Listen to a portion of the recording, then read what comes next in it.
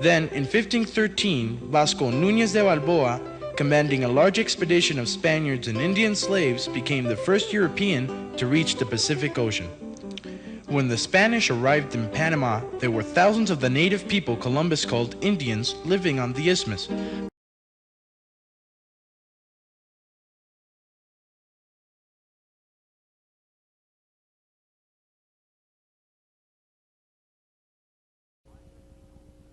By 1504, many voyages had been made back and forth across the Atlantic, and everyone realized that the coasts of North and South America were not the fringes of Cathay. Explorers and geographers knew that Columbus had been wrong about that. These were new continents. One man called it a new world. At that time, however, most countries weren't as interested in the new world as they were in finding a way through it to get to the riches of the old world, which they hoped would be nearby.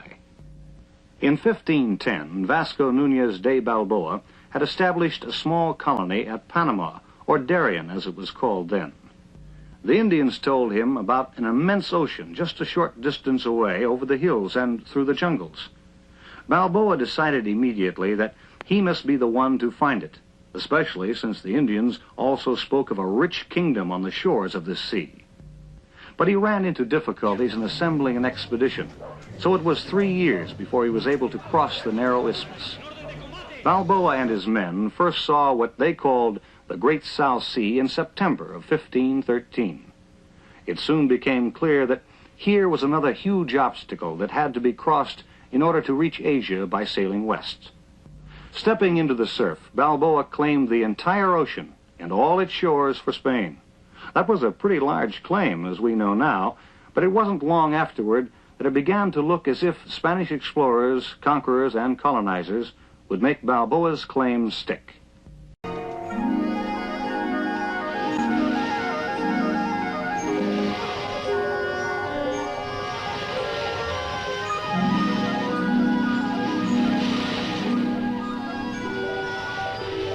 Yo, Vasco Nunez de Balboa, capitán de esta empresa, por designio de la Providencia, tomo posesión real de este mar y de las tierras que baña, en nombre de los muy altos y poderosos reyes de Castilla y de León.